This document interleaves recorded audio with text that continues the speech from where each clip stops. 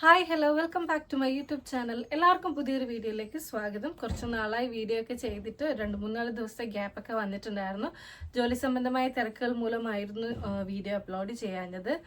അപ്പോൾ ഇന്ന് പുതിയൊരു LBSന്റെ നോട്ടിഫിക്കേഷൻ കണ്ടപ്പോൾ വിചാരിച്ചു ഉടനെ തന്നെ വീഡിയോ ചെയ്ത് നിങ്ങളെ അറിയിക്കണം. എങ്കിൽ മാത്രമേ നിങ്ങൾക്കത് കറക്റ്റ് ചെയ്ത് മുമ്പോട്ടേക്കുള്ള പ്രോസസ്സ് കംപ്ലീറ്റ് ചെയ്യാനായിട്ട് സാധിക്കുകയുള്ളൂ. അതുകൊണ്ടാണ് ഈ ഒരു വീഡിയോ ഇപ്പോൾ ചെയ്യുന്നത്. വീഡിയോ സ്കിപ്പ് ചെയ്യാതെ തന്നെ കാണുക, ഫുൾ കംപ്ലീറ്റ് ആയിട്ട് നിങ്ങൾ കണ്ട് മനസ്സിലാക്കുക. എങ്കിൽ മാത്രമേ നിങ്ങൾക്ക് ഒരു വ്യക്തമായ ധാരണ ലഭിക്കുകയുള്ളൂ. നിങ്ങൾ എന്തൊക്കെ തെറ്റുകളാണ് വരുത്തിയത്, അതെങ്ങനെ നിങ്ങൾക്ക് കറക്റ്റ് ചെയ്യാം. അതെല്ലാമാണ് നമ്മൾ ഈ ഒരു വീഡിയോയിലൂടെ എക്സ്പ്ലെയിൻ ചെയ്യാൻ പോകുന്നത്. അപ്പോൾ ഒട്ടും വൈകാതെ നമുക്ക് വീഡിയോയിലേക്ക് കടക്കാം. LBSന്റെ പുതിയ നോട്ടിഫിക്കേഷൻ എന്താണെന്ന് വെച്ച് കഴിഞ്ഞാൽ ഓൾറെഡി അവരുടെ വെരിഫിക്കേഷനും കാര്യങ്ങളൊക്കെ നടന്നുകൊണ്ടിരിക്കുകയായിരുന്നു. നിങ്ങളുടെ ആപ്ലിക്കേഷൻസ് ഒക്കെ അവർ വെരിഫൈ ചെയ്ത് വെരിഫിക്കേഷന് ശേഷം ആ ഒരു സ്റ്റാറ്റസ് അപ്ലോഡ് ചെയ്യുന്ന ഒരു ടൈമാണ് ഇപ്പോൾ എന്ന് പറയുന്നത്. അപ്പൊ ഇന്ന് വൈകിട്ട് 8 മണിയോട് കൂടെ ആയിരിക്കും എല്ലാവരുടെയും സ്റ്റാറ്റസ് കംപ്ലീറ്റ് ആയിട്ട് അപ്ലോഡ് ആവുന്നത്.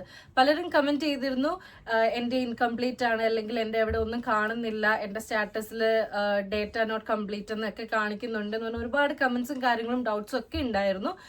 ഇന്ന് ആണ് ഫൈനലായിട്ട് തീരുമാനം ഉണ്ടാവുന്നത്. അവർ ആ ഒരു സ്റ്റാറ്റസിന്റെ അവിടെ ഡേറ്റ കംപ്ലീറ്റ് ആണെങ്കിൽ കംപ്ലീറ്റ്, അല്ലെങ്കിൽ ഇൻകംപ്ലീറ്റ് ആണെങ്കിൽ ഇൻകംപ്ലീറ്റ്, അല്ലെങ്കിൽ എന്തെങ്കിലും അപ്ലോഡ് ചെയ്യണമെന്നുണ്ടെങ്കിൽ ആ ഒരു കാര്യം റീമാർക്സിൽ അവർ ആഡ് ചെയ്ത് നിങ്ങളെ അറിയിക്കുന്നതായിരിക്കും. അപ്പൊ എല്ലാവരും തന്നെ 8 മണിയോട് കൂടെ നിങ്ങളുടെ കാൻഡിഡേറ്റ് പോർട്ടൽ ഓപ്പൺ ചെയ്ത് ചെക്ക് ചെയ്ത് നോക്കുക എന്തെങ്കിലും റീമാർക്സോ കാര്യങ്ങളോ ഉണ്ടോ എന്ന്.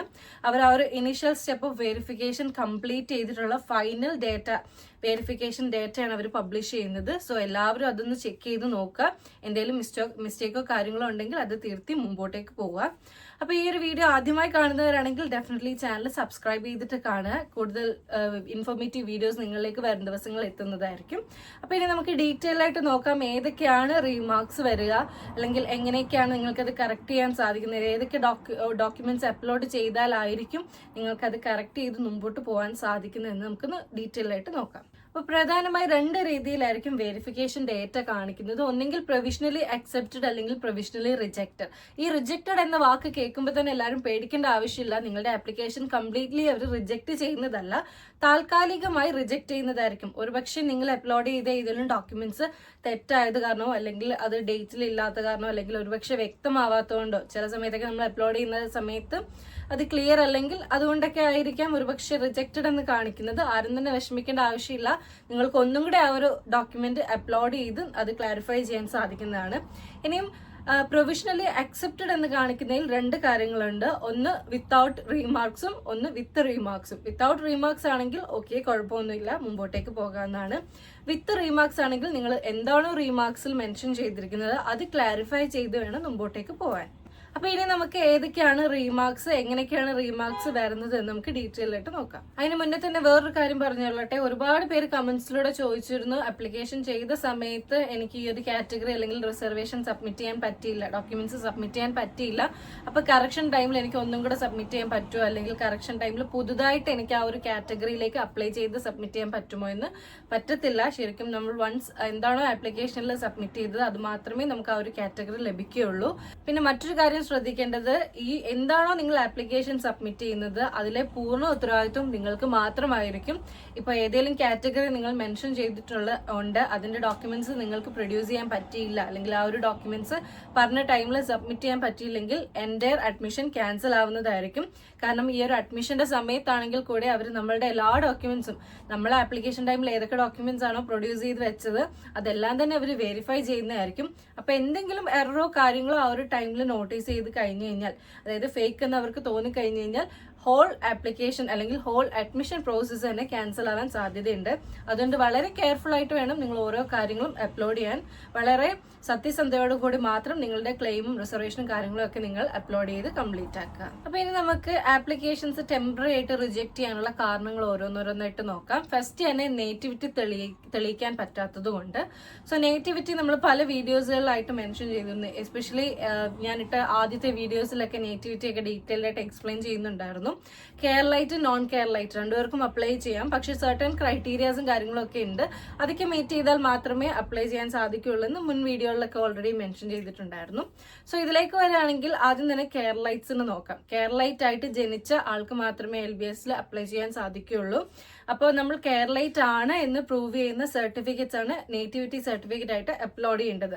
അതിൽ തന്നെ നമുക്ക് ബർത്ത് സർട്ടിഫിക്കറ്റ് കൊടുക്കാം, ഇനി അതല്ലെങ്കിൽ SSLC സർട്ടിഫിക്കറ്റ് കൊടുക്കാം, ഇനി അതും അല്ലെങ്കിൽ വില്ലേജ് ഓഫീസർ രേഖപ്പെടുത്തുന്ന ഒരു നേറ്റിവിറ്റി സർട്ടിഫിക്കറ്റ് നമുക്ക് പ്രൊഡ്യൂസ് ചെയ്ത് സബ്മിറ്റ് ചെയ്യാവുന്നതാണ്. ഈ 3 രേഖകളും വ്യക്തമായി അപ്ലോഡ് ചെയ്തിട്ടില്ലെങ്കിൽ നേറ്റിവിറ്റി നിരസിക്കുന്നതായിരിക്കും. നേറ്റിവിറ്റി കേരളൈറ്റ് ആണെങ്കിൽ മാത്രമേ ഫീ കൺസെഷനും അല്ലെങ്കിൽ മറ്റ് റിസർവേഷനും കാര്യങ്ങളും ഒക്കെ നമ്മൾക്ക് ലഭിക്കുകയുള്ളൂ.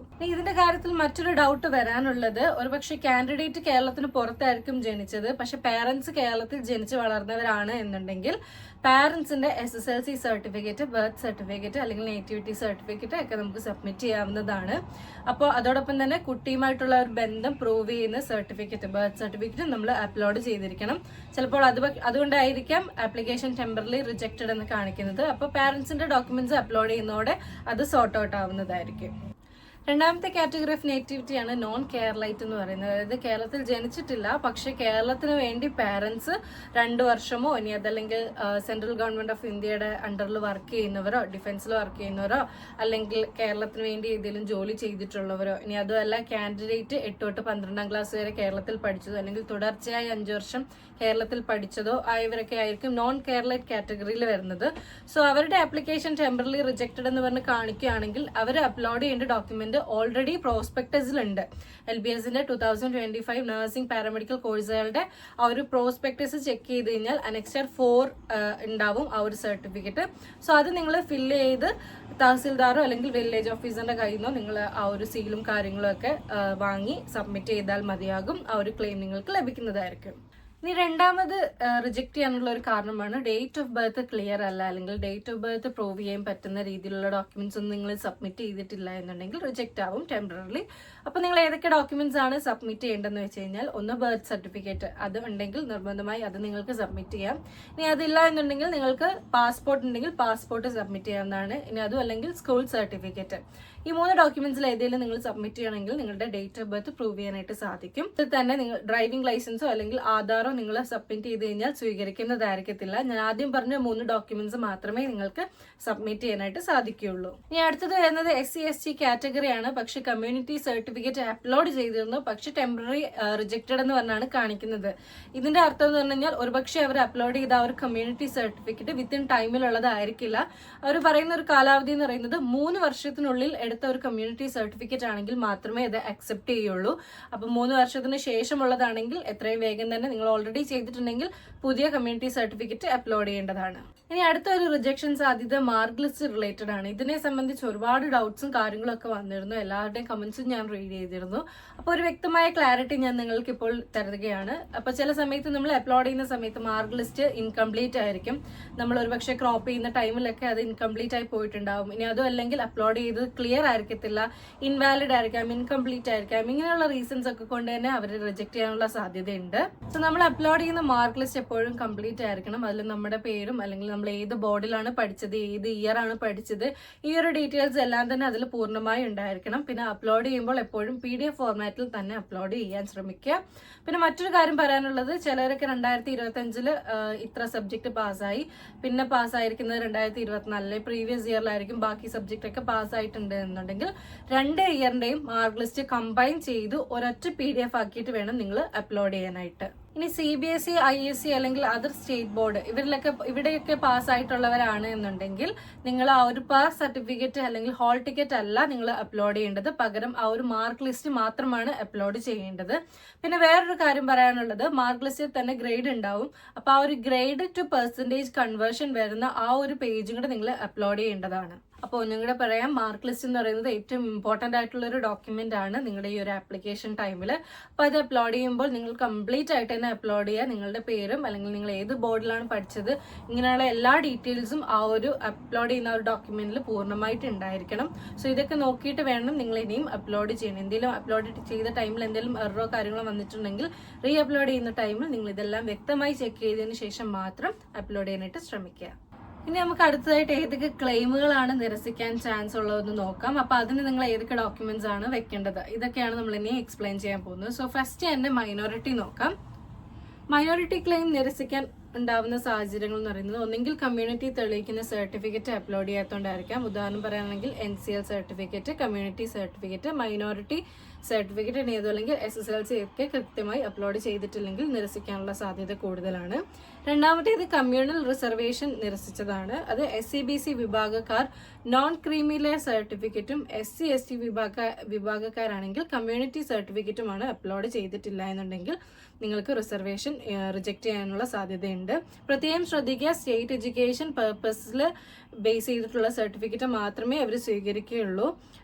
അപ്പോൾ അത് നിങ്ങൾ ഉറപ്പുവരുത്തിയിട്ട് വേണം അപ്ലോഡ് ചെയ്യാനായിട്ട്. മൂന്നാമത്തേത് EWS നിരസിച്ചത്. അതിൽ തന്നെ ഇൻകം ആൻഡ് അസറ്റ് സ്റ്റേറ്റ്മെന്റിൽ ഇൻകം എന്ന് പറയുന്നത് എപ്പോഴും 4 ലക്ഷത്തിന് മുകളിലാണെങ്കിൽ അവർ പരിഗണിക്കുകയില്ല. എപ്പോഴും 4 ലക്ഷത്തിന് താഴെ ആയിരിക്കണം ആ ഒരു ഇൻകം എന്ന് പറയുന്നത്. അപ്പോൾ ഇൻകം ആൻഡ് അസറ്റ് അല്ലെങ്കിൽ AAY സർട്ടിഫിക്കറ്റ് മാത്രമേ EWS കോട്ടയ്ക്ക് അവർ പരിഗണിക്കുകയുള്ളൂ. അടുത്തത് വരുന്നത് ഫീസ് കൺസെഷൻ റിജക്ഷൻ ആണ്. സോ ഇതിലാണെങ്കിൽ ആദ്യം തന്നെ പറയുന്നത് അനെക്സ്റ്റർ 3ൽ, അതായത് OEC വിഭാഗക്കാരാണെങ്കിൽ അവർ കമ്മ്യൂണിറ്റി തെളിയിക്കുന്നതിനുള്ള രേഖകൾ, അതായത് കമ്മ്യൂണിറ്റി സർട്ടിഫിക്കറ്റ് അല്ലെങ്കിൽ non creamy layer certificate, SSLC certificate ഒക്കെയാണ് അപ്ലോഡ് ചെയ്യേണ്ടത്. അത് ചെയ്തിട്ടില്ലെങ്കിൽ ഒരുപക്ഷെ നിരസിക്കാൻ ചാൻസ് കൂടുതലാണ്. രണ്ടാമത്തേത് പറയുന്നത് അനെക്സ്റ്റർ 3D ലിസ്റ്റിൽ വരുന്ന കാറ്റഗറി ആൾക്കാരാണ്. അവർ കമ്മ്യൂണിറ്റി തെളിയിക്കാൻ വേണ്ടിയിട്ട് ഒന്നുകിൽ കമ്മ്യൂണിറ്റി സർട്ടിഫിക്കറ്റ് അല്ലെങ്കിൽ നോൺ ക്രീമി ലെയർ സർട്ടിഫിക്കറ്റ്, അതും അല്ലെങ്കിൽ SSLC സർട്ടിഫിക്കറ്റ്, ഇതിന് അഡീഷണൽ ആയിട്ട് തന്നെ അവർ 6 ലക്ഷം വരെ വരുമാനം വരുന്ന രീതിയിൽ, അതായത് അതിന് താഴെ 6 ലക്ഷത്തിന് താഴെ വരുമാനം വരുന്ന ഒരു ഇൻകം സർട്ടിഫിക്കറ്റ് കൂടി അപ്ലോഡ് ചെയ്യേണ്ടതാണ്. അല്ലാത്ത പക്ഷം നിരസിക്കാനുള്ള സാധ്യത കൂടുതലാണ്. ഇനി അടുത്ത് വരുന്നത് ചിൽഡ്രൻ ഓഫ് ഫിഷർമാൻ ആണ്. മത്സ്യത്തൊഴിലാളികളുടെ മക്കളാണ് ആനുകൂല്യത്തിന് വേണ്ടി അപ്ലൈ ചെയ്യുന്നതെങ്കിൽ ഫിഷറീസ് ഓഫീസർ നൽകുന്ന സർട്ടിഫിക്കറ്റ് ആണ് അപ്ലോഡ് ചെയ്യേണ്ടത്. അല്ലാതെ ID കാർഡോ പാസ്ബുക്കോ ആണ് നമ്മൾ വെച്ചിട്ടുള്ളതെങ്കിൽ അത് ടെമ്പററി ആയിട്ട് റിജക്റ്റ് ആവാൻ സാധ്യതയുണ്ട്. അടുത്ത കാറ്റഗറി വരുന്നത് സ്പെഷ്യൽ റിസർവേഷൻ ആണ്. അതായത് നമ്മൾ ഓൾറെഡി മെൻഷൻ ചെയ്തിട്ടുണ്ടായിരുന്നു, എക്സ് സർവീസ്, ഡിഫൻസ്, പാരാമിലിറ്ററി പോലെയുള്ള ആളുകളുടെ മക്കൾക്ക് വേണ്ടിയിട്ടുള്ളതാണ് സ്പെഷ്യൽ റിസർവേഷൻ. സോ ഇങ്ങനെ അപ്ലൈ ചെയ്യുന്നവരാണെങ്കിൽ ആ ഒരു വിഭാഗത്തിൽപ്പെട്ട അതിൻ്റേതായിട്ടുള്ള ഒരു സർട്ടിഫിക്കറ്റ് ആണ് അപ്ലോഡ് ചെയ്യേണ്ടത്. അത് അനെക്സ്റ്റർ 5ൽ കൊടുത്തിട്ടുണ്ട്. അപ്പോൾ അതൊന്ന് റെഫർ ചെയ്യുകയാണെങ്കിൽ നിങ്ങൾക്ക് ആ ഒരു സർട്ടിഫിക്കറ്റ് അപ്ലോഡ് ചെയ്യാൻ സാധിക്കുന്നതായിരിക്കും. പിന്നീട് പറയുന്ന കാര്യം, ഈ ഒരു സർട്ടിഫിക്കറ്റ്, ഏത് സർട്ടിഫിക്കറ്റ് അപ്ലോഡ് ചെയ്താലും അതിൻ്റെ കാലാവധി കൃത്യമായി ചെക്ക് ചെയ്യേണ്ടതാണ്. കാലാവധി കഴിഞ്ഞതായിട്ടുള്ള സർട്ടിഫിക്കറ്റുകളൊന്നും തന്നെ അവർ പരിഗണിക്കുന്നതല്ല. അതോടൊപ്പം തന്നെ എന്തെങ്കിലും പേരിൽ വ്യത്യാസം വരികയോ അല്ലെങ്കിൽ ആ ഒരു അപ്ലോഡ് ചെയ്യുന്ന ഡോക്യുമെൻ്റ് വ്യക്തമല്ലാതാവുകയോ ചെയ്തു കഴിഞ്ഞാൽ പരിഗണിക്കപ്പെടുന്നതല്ല. മാത്രമല്ല ഭാഗികമായാണ് അപ്ലോഡ് ചെയ്യുന്നതെങ്കിലും അത് റിജക്റ്റ് ആവാൻ സാധ്യത വളരെ കൂടുതലാണ്. അപ്പോൾ ഈ പ്രധാനമായി ഡോക്യുമെൻറ്റ്സ് അപ്ലോഡ് ചെയ്യുന്നതിൽ ശ്രദ്ധിക്കേണ്ട ഏറ്റവും വലിയൊരു കാര്യം എന്ന് പറയുമ്പോൾ, നിങ്ങൾ ഏത് ഡോക്യുമെൻ്റ് അപ്ലോഡ് ചെയ്താലും അത് സബ്മിറ്റ് ചെയ്യുന്നതിന് മുമ്പ് ഒന്നും കൂടെ റിവ്യൂ ചെയ്ത് നോക്കുക. അപ്ലോഡ് ചെയ്ത ഡോക്യുമെൻറ്റ് പൂർണ്ണമായിട്ടാണോ അപ്ലോഡ് ചെയ്തത്, വ്യക്തമാണോ, ക്ലിയർ ആണോ എന്നൊക്കെ ഉറപ്പ് വരുത്തുക. അപേക്ഷയിൽ എന്തെങ്കിലും തിരുത്തലുകളുണ്ടെങ്കിൽ അത് റീമാർക്സ് കോളത്തിൽ അവർ മെൻഷൻ ചെയ്യും. സോ ആ ഒരു കാര്യങ്ങൾ പരിഗണിച്ചിട്ട് വേണം നിങ്ങൾ തിരുത്തലുകൾ വരുത്താൻ വേണ്ടിയിട്ട്. പിന്നെ മറ്റൊരു കാര്യം ശ്രദ്ധിക്കാനുള്ളത്, പ്രൊവിഷണൽ റാങ്ക് ലിസ്റ്റ് വരുന്ന സമയത്ത് നിങ്ങൾ ഈ തിരുത്തിയതൊക്കെ കറക്റ്റായിട്ട് തന്നെ തിരുത്തി കറക്റ്റായിട്ടുള്ള ഡേറ്റ് ആണോ പബ്ലിഷ് ചെയ്തത്, അതിൻ്റെ ബേസിലാണോ റാങ്ക് ലിസ്റ്റ് പബ്ലിഷ് ചെയ്തതെന്ന് ഉറപ്പ് വരുത്തണം. അല്ലാത്ത പക്ഷം നിങ്ങൾ LBS സെൻറ്ററിൽ വിളിച്ച് കോൺടാക്റ്റ് ചെയ്ത് അവരുമായിട്ട് തന്നെ ഡയറക്റ്റ് ഏർപ്പെട്ട് ഇത് തിരുത്താവുന്നതാണ്. അപ്പോൾ ആദ്യം തന്നെ നമ്മൾ മെൻഷൻ ചെയ്തിരുന്നു, കറക്ഷൻ ടൈമിൽ എന്തെങ്കിലും റീമാർക്സ് ഉണ്ടെങ്കിൽ നമ്മൾക്ക് കറക്റ്റ് ചെയ്യാനായിട്ട് അവസരം ലഭിക്കുമെന്ന്. അപ്പോൾ ആപ്ലിക്കേഷൻ വൺസ് നമ്മൾ രജിസ്ട്രേഷൻ ID പാസ്വേഡും ഒക്കെ കൊടുത്ത് ലോഗിൻ ചെയ്തതിന് ശേഷം നമ്മൾക്ക് ആ ഒരു വെരിഫിക്കേഷൻ സ്റ്റാറ്റസ് ചെക്ക് ചെയ്യണം. അവിടെ എപ്പോഴും ആപ്ലിക്കേഷൻ അക്സെപ്റ്റഡ് പ്രൊവിഷണലി എന്ന് കാണിക്കും. അതിനോടൊപ്പം തന്നെ ഒരു റീമാർക്കും ഉണ്ടാവും.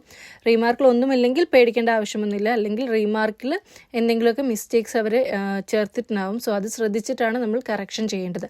അപ്പോൾ എന്തൊക്കെയാണ് റീമാർക്സ് വരിക എന്നും ആ ഒരു റീമാർക്സിന് നമ്മൾ എന്താണ് ചെയ്യേണ്ടതെന്നാണ് അടുത്തത് മെൻഷൻ ചെയ്യാൻ പോകുന്നത്. സോ ആദ്യത്തെ റീമാർക്സ് വരിക എന്ന് പറയുന്നത് സർട്ടിഫിക്കറ്റ് ക്ലെയിമിംഗ് സ്പെഷ്യൽ റിസർവേഷൻ ആയിരിക്കും. റിസർവേഷൻ ലഭിക്കാൻ വേണ്ടി നമ്മൾ അപ്ലോഡ് ചെയ്ത സർട്ടിഫിക്കറ്റ് ഒന്നെങ്കിൽ അത് ക്ലിയർ ആയിരിക്കില്ല, ഇല്ലെങ്കിൽ അത് സബ്മിറ്റേ ചെയ്തിട്ടുണ്ടാവില്ല. ഇനി നമ്മൾ സബ്മിറ്റ് ചെയ്ത ആ ഒരു സർട്ടിഫിക്കറ്റ് വാലിഡ് ആയിരിക്കത്തില്ല, അല്ലെങ്കിൽ ഔട്ട്ഡേറ്റഡ് ആയിരിക്കും. ഈ 4 കാരണങ്ങൾ കൊണ്ടൊക്കെ ആയിരിക്കാം ഒരുപക്ഷെ റീമാർക്സ് വരികയും അതിന് നമ്മൾ വീണ്ടും കറക്റ്റ് ചെയ്യാൻ വേണ്ടിയിട്ട് ഒരു അവസരം ലഭിക്കുകയും ചെയ്യുന്നത്. സോ ഇങ്ങനെ വരുന്ന സമയത്ത് നിങ്ങൾ ചെയ്യേണ്ടത്, ക്ലിയർ അല്ല എന്നുണ്ടെങ്കിൽ ഒന്നും കൂടെ റീഅപ്ലോഡ് ചെയ്യുക, ക്ലിയർ ആക്കി റീഅപ്ലോഡ് ചെയ്യുക. ഇനി സബ്മിറ്റ് ചെയ്തിട്ടില്ല എന്നുണ്ടെങ്കിൽ നിങ്ങൾ സബ്മിറ്റ് ചെയ്യാൻ ശ്രദ്ധിക്കുക. വാലിഡ് അല്ലെങ്കിൽ പുതിയ സർട്ടിഫിക്കറ്റ് ഒന്നും കൂടെ വാലിഡ് ആയിട്ടുള്ളൊരു സർട്ടിഫിക്കറ്റ് നിങ്ങൾ അപ്ലോഡ് ചെയ്യേണ്ടതാണ്. ഇനി ഔട്ട്ഡേറ്റഡ് എന്ന് പറഞ്ഞു കഴിഞ്ഞാൽ വിത്തിൻ ടൈം പീരീഡിനുള്ളിൽ എടുത്ത സർട്ടിഫിക്കറ്റ് ആയിരിക്കണം. അത് ചില സർട്ടിഫിക്കറ്റ് 1 year വാലിഡിറ്റി ആയിരിക്കും, ചില സർട്ടിഫിക്കറ്റ് 3 years ആയിരിക്കും.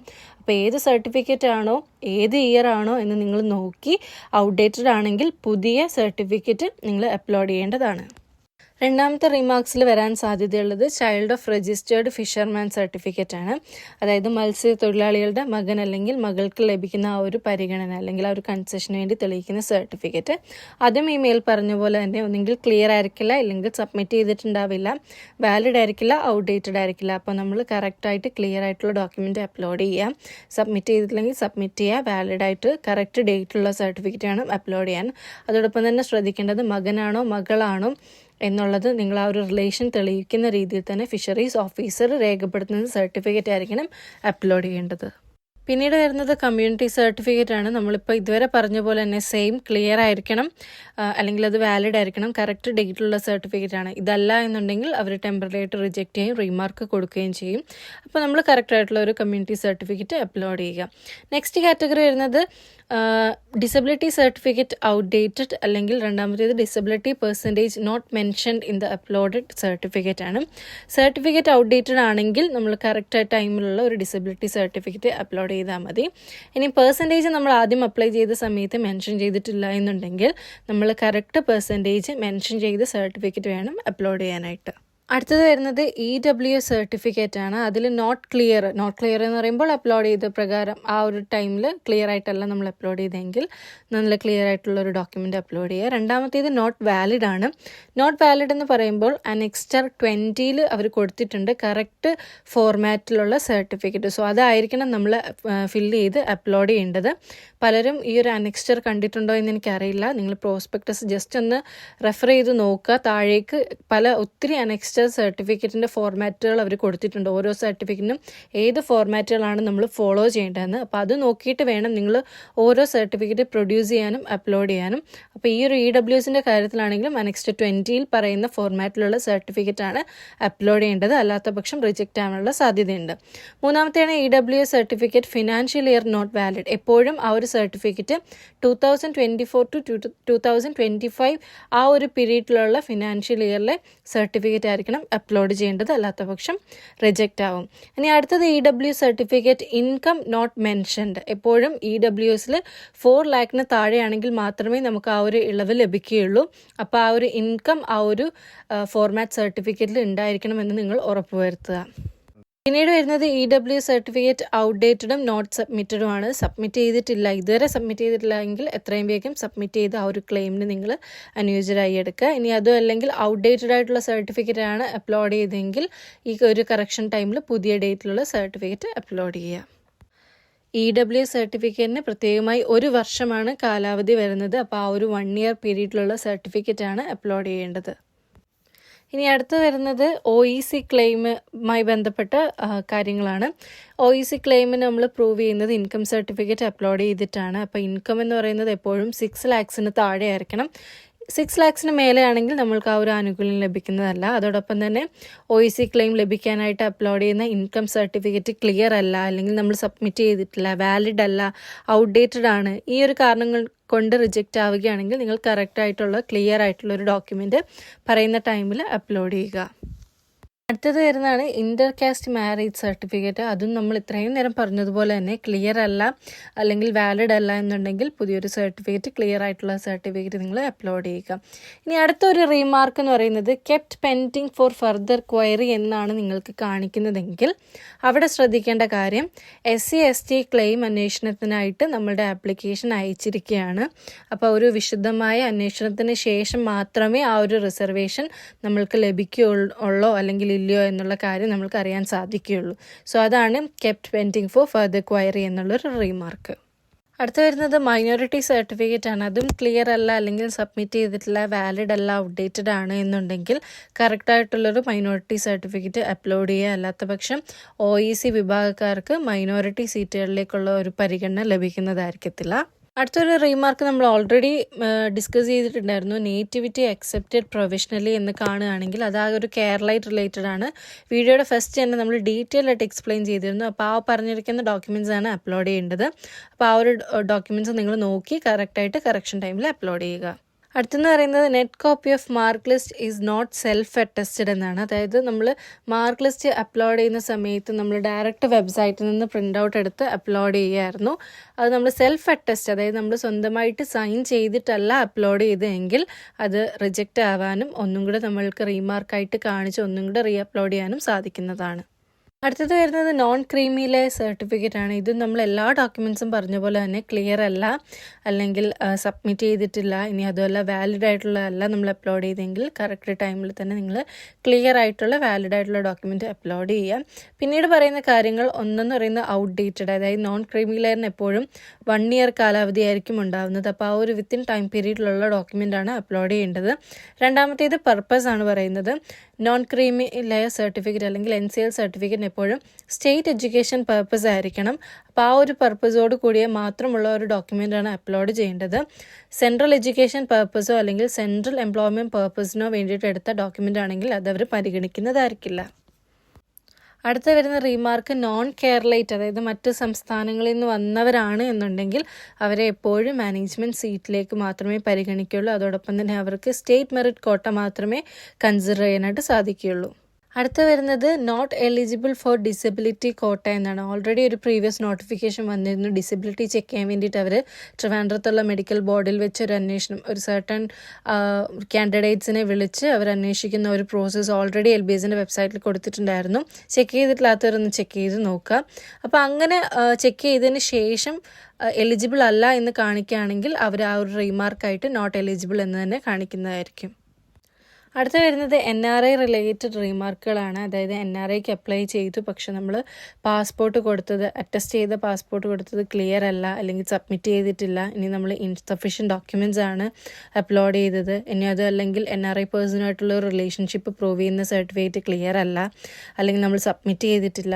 ഇനി അടുത്ത വരുന്നത് സ്പോൺസർഷിപ്പ് സർട്ടിഫിക്കറ്റ് അപ്ലോഡ് ചെയ്ത് ക്ലിയർ അല്ല, സബ്മിറ്റ് ചെയ്തിട്ടില്ല, വാലിഡ് അല്ല. സോ ഈ ഒരു കാരണങ്ങൾ കൊണ്ടൊക്കെ റീമാർക്സ് കാണിക്കാൻ സാധ്യതയുണ്ട്. അതുകൊണ്ട് തന്നെ നിങ്ങൾ വ്യക്തമായിട്ടുള്ള ഡോക്യുമെന്റ് കറക്റ്റ് ടൈമിൽ തന്നെ അപ്ലോഡ് ചെയ്യാനായിട്ട് ശ്രദ്ധിക്കുക. ഇനി അടുത്ത ഒരു റീമാർക്ക് എന്ന് പറയുന്നത് over age for nursing course, അതായത് BSc നഴ്സിംഗ് പോലെയുള്ള കോഴ്സ് ആണെങ്കിൽ പ്രായപരിധി എന്ന് പറയുന്നത് 33 വയസ്സാണ്. നമ്മൾ ഓൾറെഡി മെൻഷൻ ചെയ്തിരുന്നു. അപ്പോൾ ആ ഒരു ഏജ് ലിമിറ്റ് അല്ല എന്നുണ്ടെങ്കിൽ റീമാർക്കിൽ കാണാൻ സാധിക്കുന്നുണ്ട്. ഇവർ മറ്റ് കോഴ്സുകളിലേക്കൊക്കെ പരിഗണിക്കുന്നതായിരിക്കും. അപ്പോൾ അവർക്ക് വേറെ വേറെ കോഴ്സുകൾ ട്രൈ ചെയ്യാനായിട്ട് സാധിക്കുന്നതാണ്. ഇനി അടുത്തൊരു റീമാർക്ക് എന്ന് പറയുന്നത് ഫോട്ടോ നോട്ട് അപ്ലോഡഡ് അല്ലെങ്കിൽ പ്രോപ്പർലി അപ്ലോഡഡ് എന്നാണ്. അപ്പോൾ ഈ ഒരു ടൈമിൽ നിങ്ങൾ കറക്റ്റായിട്ടുള്ള ഫോട്ടോ, നിങ്ങളുടെ പാസ്പോർട്ട് സൈസ് ഫോട്ടോ അപ്ലോഡ് ചെയ്യേണ്ടതാണ്. ഇനി അടുത്ത വരുന്നത് proof of date of birth missing, application accepted professionally. സ്റ്റാറ്റസിൽ ആപ്ലിക്കേഷൻ പ്രൊഫഷണലി അക്സെപ്റ്റഡ് എന്നായിരിക്കും കാണിക്കുന്നത്, പക്ഷേ ഡേറ്റ് ഓഫ് ബർത്ത് പ്രൂവ് ചെയ്യുന്ന സർട്ടിഫിക്കറ്റ് അപ്ലോഡ് ചെയ്തിട്ടുണ്ടാവില്ല. അപ്പോൾ അതിനനുസരിച്ചുള്ള സർട്ടിഫിക്കറ്റ് നിങ്ങൾ കൃത്യമായിട്ട് അപ്ലോഡ് ചെയ്യുക. അവസാനമായി വരാവുന്ന റീമാർക്ക് എന്ന് പറയുന്നത് ഓൾറെഡി നമ്മൾ മെൻഷൻ ചെയ്തിരുന്നു, SC/ST community claim under further query. അതോടൊപ്പം തന്നെ special reservation proof is not in the format given in the annexure. അപ്പോൾ ഈ ഒരു 2 കാര്യങ്ങളും നിങ്ങൾ കറക്റ്റ് ടൈമിൽ തന്നെ കറക്റ്റ് ഡേറ്റ അപ്ലോഡ് ചെയ്യാനായിട്ട് ശ്രദ്ധിക്കുക. SC/STയുടെ കാര്യമാണെങ്കിൽ അവർ ഓൾറെഡി അന്വേഷണം നടത്തിയതിന് ശേഷം മാത്രമേ ബാക്കി റീമാർക്കോ അല്ലെങ്കിൽ ബാക്കി കാര്യങ്ങളോ നമ്മളെ അറിയിക്കുകയുള്ളൂ. അപ്പോൾ ഇതെല്ലാമാണ് റീമാർക്സ് വരുന്നത്. അതായത് സ്റ്റാറ്റസ് പ്രൊവിഷണലി അക്സെപ്റ്റഡ് എന്നായിരിക്കും, പക്ഷെ താഴെ റീമാർക്ക് വരാനുള്ള സാധ്യതകൾ ഇതെല്ലാമാണ്. അപ്പോൾ ഇതെല്ലാം നിങ്ങൾ കറക്റ്റ് ടൈമിൽ തന്നെ കറക്ഷൻ വിൻഡോ ഓപ്പൺ ആവുന്ന സമയത്ത് അപ്ലോഡ് ചെയ്ത് പോവുക. ആ ഒരു ടൈമിലും നിങ്ങൾ കറക്റ്റ് ഡോക്യുമെൻറ്റ്സ് അപ്ലോഡ് ചെയ്തിട്ടും എറർ എന്തെങ്കിലും കാണിക്കുന്നുണ്ട് എങ്കിൽ ഡയറക്റ്റ് LBSൽ കോൺടാക്ട് ചെയ്ത് നിങ്ങൾ കാര്യങ്ങൾ പറഞ്ഞ് പ്രൂഫ് സഹിതം രേഖപ്പെടുത്തുകയാണെങ്കിൽ നിങ്ങൾക്ക് തിരുത്തിയെടുക്കാൻ സാധിക്കുന്നതാണ്. അല്ലാത്ത പക്ഷം ഈ ഒരു അഡ്മിഷൻ പ്രോസസ്സ് തന്നെ ക്യാൻസൽ ആവാനുള്ള സാധ്യതയുണ്ട്. അപ്പോൾ എല്ലാവരും കൃത്യസമയത്ത് തന്നെ കൃത്യമായിട്ടുള്ള ഡോക്യുമെൻറ്റ് കൃത്യമായ രീതിയിൽ അപ്ലോഡ് ചെയ്യാനായിട്ട് ശ്രദ്ധിക്കുക. എങ്കിൽ മാത്രമേ വരും ദിവസങ്ങളിലുള്ള റാങ്ക് ലിസ്റ്റിലാണെങ്കിലും അല്ലെങ്കിൽ തുടർന്നുള്ള അലോട്ട്മെൻറ്റ് പ്രോസസ്സിൽ നിങ്ങൾക്ക് പങ്കുചേരാനായിട്ട് സാധിക്കുകയുള്ളൂ. അപ്പോൾ ഒരുപാട് പേര് കമൻസിലൂടെ ചോദിച്ചിട്ടുണ്ടായിരുന്നു ഡൗട്ടായിട്ട്, റീമാർക്കിൽ ഇങ്ങനെയൊക്കെയാണ് കാണിക്കുന്നത് അല്ലെങ്കിൽ റീമാർക്സ് ഇങ്ങനെയാണ് വന്നത് എന്നൊക്കെ ചോദിച്ച്. അപ്പോൾ അവർക്കൊക്കെ ഈ ഒരു വീഡിയോ ക്ലാരിഫൈഡ് ആയിട്ടുണ്ടാവും എന്ന് ഞാൻ വിശ്വസിക്കുന്നു. ഇനി അടുത്തൊരു വീഡിയോയിൽ നമ്മൾ പാർട്ട് 2 ആയിട്ട് ചെയ്യുന്നത് പ്രൊവിഷണലി റിജക്റ്റഡ്, അതിൻ്റെ താഴെയുള്ള റീമാർക്സ്, ഇതായിരിക്കും എക്സ്പ്ലെയിൻ ചെയ്യാൻ പോകുന്നത്. വീഡിയോ ഉടൻ തന്നെ അപ്ലോഡ് ആകുന്നതായിരിക്കും. അപ്പോൾ ഈ ഒരു വീഡിയോ എല്ലാവർക്കും ഇഷ്ടപ്പെട്ടു എന്ന് കരുതുന്നു. ഇഷ്ടപ്പെട്ടുവെങ്കിൽ തീർച്ചയായിട്ടും ലൈക്ക് ചെയ്യണം, ഷെയർ ചെയ്യണം. ചാനൽ ഇതുവരെ സബ്സ്ക്രൈബ് ചെയ്തിട്ടില്ലാത്തവർ എത്രയും വേഗം സബ്സ്ക്രൈബ് ചെയ്ത് ബെൽ ബട്ടൺ ഓണാക്കി വെക്കുക. വരും ദിവസങ്ങളിലെ ഓരോ പ്രോസസ്സും നമ്മൾ ഡീറ്റെയിൽഡ് ആയിട്ട് അപ് ടു ഡേറ്റ് ആയിട്ട് തന്നെ നിങ്ങളെ അറിയിക്കുന്നതായിരിക്കും. അപ്പോൾ എല്ലാവരും അടുത്തൊരു വീഡിയോയ്ക്ക് ആയിട്ട് കാത്തിരിക്കുക. Stay tuned. അതോടൊപ്പം തന്നെ LBSൻ്റെ നിങ്ങളുടെ കാൻഡിഡേറ്റ് പോർട്ടൽ എപ്പോഴും ചെക്ക് ചെയ്തുകൊണ്ടിരിക്കുക. പുതിയ പുതിയ അപ്ഡേറ്റുകൾ നിങ്ങൾക്ക് അറിയാൻ സാധിക്കുന്നതായിരിക്കും. അപ്പോൾ മറ്റൊരു വീഡിയോയുമായി കാണുന്നവരെ എല്ലാവർക്കും ബൈ. Stay tuned.